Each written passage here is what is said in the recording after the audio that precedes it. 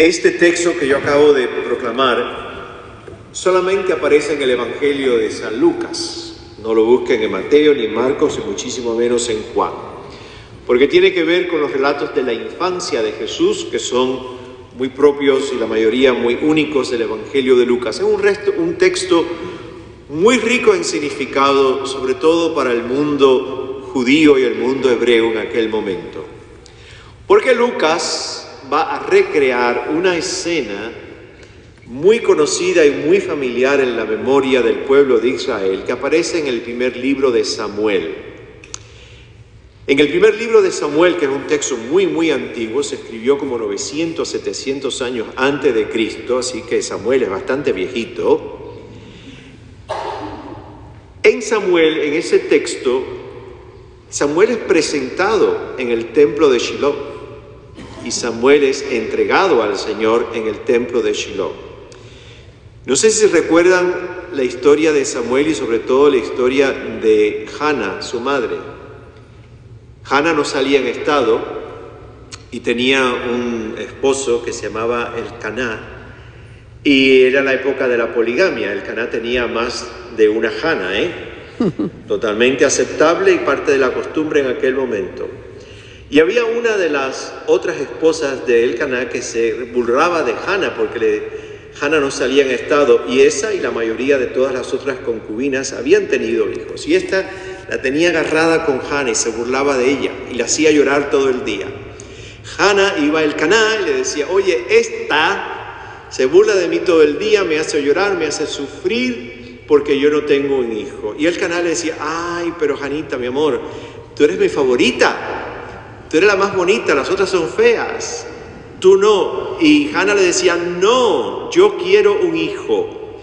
Y se va al templo de Shiloh y empieza a suplicarle a Dios, pero parece con tanto drama que tenía Hannah en su vida, que gritaba y lloraba. Y Elí, el sacerdote de Shiloh, se acerca y le dice que si estaba, ¿qué?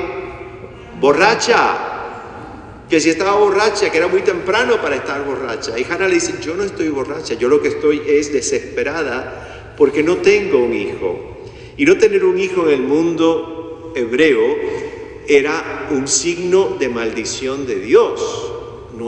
Traía vergüenza a la familia que una mujer casada no pudiese concebir. Y Elí le dice a Hannah: dentro de 9 meses tendrás un hijo. Y en 9 meses tuvo un hijo. Y el hijo se llamó Samuel.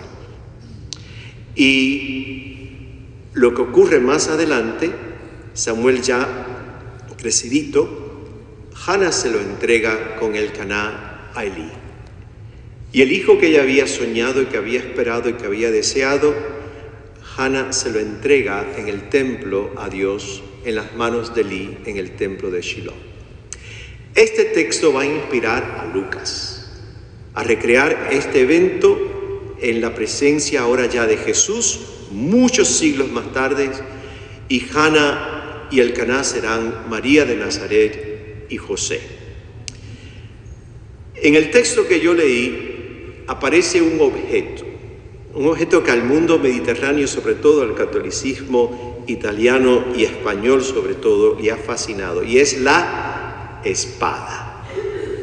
La espada nos ha fascinado tanto en nuestra devoción mariana mediterránea que la hemos convertido en ¿qué? Cuando vemos una imagen de la Dolorosa, en 7 puñales, gente, no es suficiente una espada. 7 puñales aparecen en la iconografía de la Virgen de los Dolores. Y si lo vemos en escultura, es un corazón de plata con 7 puñales. ¿Se lo recuerdan, verdad? Bueno. La espada, dice el padre Richard Rohr, que en el mundo bíblico, en el lenguaje bíblico, no es necesariamente un instrumento para matar. La espada tiene el símbolo en el mundo bíblico de cortar y separar.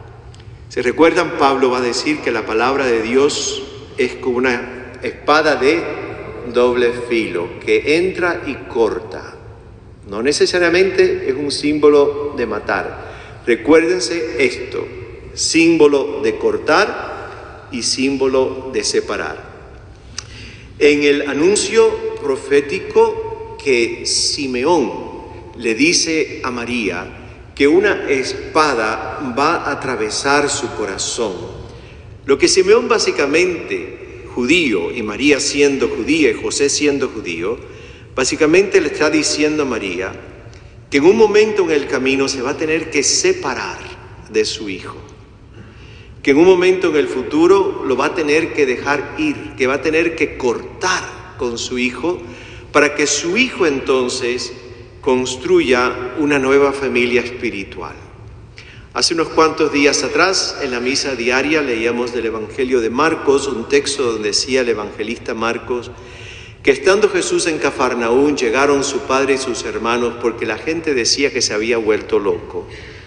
Y llegan y le dicen, oye, ahí está tu padre, tu madre y tus hermanos. Y Jesús está sentado, mira alrededor, señala y dice, estos son mi hermano, mi hermana y mi madre. Aquel que cumpla con la voluntad de mi Padre es mi hermano, mi hermana y mi madre. Comienza una nueva familia para Jesús, no de sangre, sino una familia nueva del Espíritu, basada básicamente en la escucha de la voluntad de Dios y cumplir esa voluntad de Dios.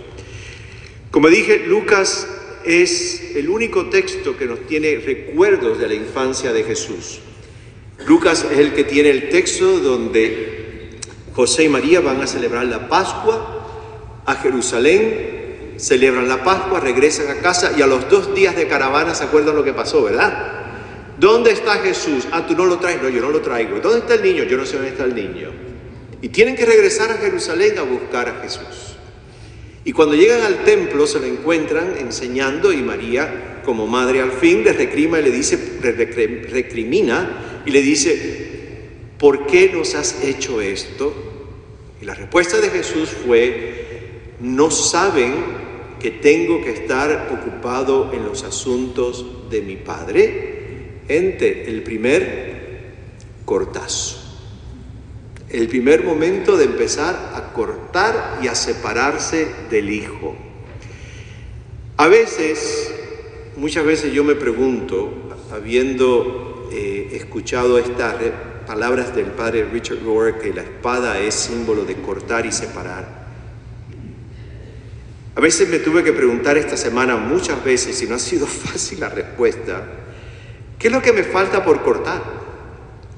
¿Qué es lo que me falta por separar y qué te falta a ti por cortar para poder vivir plenamente el amor de Dios y vivir plenamente en la libertad de los hijos y de las hijas de Dios? La palabra cortar asusta gente, La palabra cortar asusta porque implica muchas cosas, implica dolor, implica separación, implica dejar ir algo o a alguien, implica quedarme sin algo o sin alguien. Cortar es una palabra que asusta mucho, porque implica un gran sufrimiento. La Virgen Madre de Nazaret, María, tiene que cortar. Tiene que cortar para que Jesús, su Hijo, vuela y pueda cumplir con su misión, construir esta nueva familia, donde Él va a decir, todos son mis hermanos y mis hermanas, nadie es superior a nadie, nadie es maestro de nadie, solamente Dios nuestro Padre es maestro, y yo soy el Cristo, ustedes son hermanos y hermanas. Todos comparten el ser hijos del Abba Dios. Gente, y aquí viene la gran paradoja. La gran paradoja es que para que algo crezca, tiene que cortarse. ¿Cuántos de ustedes se cortaron el pelo hoy? Te lo cortaste, ¿verdad? Con la esperanza de que crezca más. Pues esté sobre el pelo, hija, a mí no. La gente tiene la costumbre en la fiesta de la Candelaria cortarse el pelo. Yo se lo dije a un amigo sacerdote, amigo mío, que amigos así, tú no quieres enemigos, me dice, acuérdate que es crecer el pelo, no sacar el pelo. No es la fiesta de sacar el pelo, es crecer el pelo. María, para que Cristo crezca, tiene que cortar. María, para que ella crezca como madre, tiene que cortar también. Y en cada corte, en la experiencia de la Virgen Madre, María renueva su fiat y renueva su sí. Y ese sí se profundiza Y ese sí se vive, y ese sí que de una vez con Nazaret se convierte en vida, y se convierte en un ser y en un hacer. Volvamos a Ana y a su esposo Elcaná. Tuvieron que deshacerse de Samuel y entregárselo a Dios en Shiloh. ¿Saben lo que llegaría a ser Samuel? El primero de los profetas de la historia de Israel. Abraham en un momento se le pide que se deshaga ¿de quién? De Isaac. Y porque estuvo dispuesto a desprenderse de Isaac, Isaac va a tener un hijo que se llama Jacob. Y de ahí en adelante comenzará una larga historia de salvación en el mundo bíblico. Dios, el Abba, nuestro Padre, se tiene que desprender de su Hijo. Y lo tiene que desprender de una forma dura, de una forma violenta. Su Hijo tiene que encarnarse en la realidad humana, como dice San Pablo, en la realidad de un siervo y de un esclavo. Y su Hijo irá a morir muerte de criminal en una cruz ejecutado. Pero porque lo entregó, ese Hijo va a ser hecho Señor de señores y será sentado a la derecha del Padre, y Él encontraremos vida y Él encontraremos luz. El Padre Robert dice estas palabras. Él las dice como si fuera Simeón hablándole a la Virgen. Él dice: María, te abrirán el corazón, te separarán pedazos de tu vida, pero no es por ti ni solamente para ti.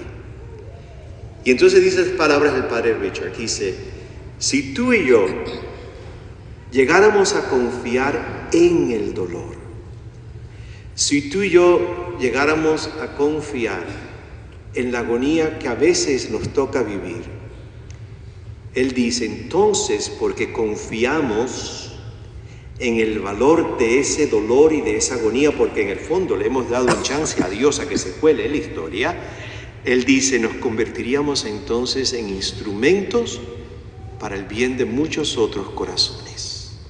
No sería solamente para nosotros mismos. Un fruto bueno y de vida eventualmente saldría de nuestros sufrimientos y de nuestras agonías. Y termina diciendo, muchos de nosotros tenemos que hacer propia la profecía de Simeón. La profecía de Simeón no es solamente para la Virgen María, es para ti y para mí también.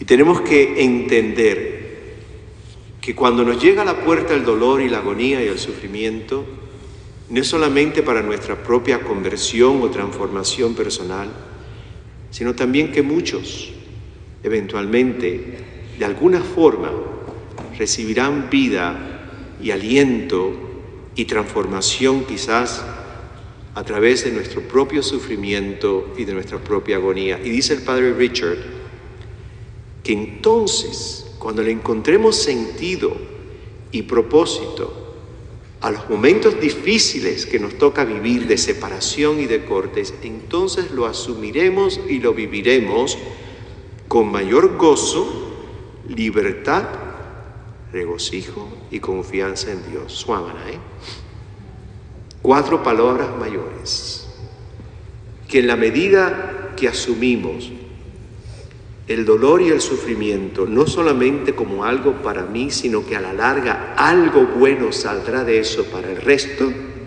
entonces lo viviremos con mayor gozo, libertad, regocijo y confianza en Dios.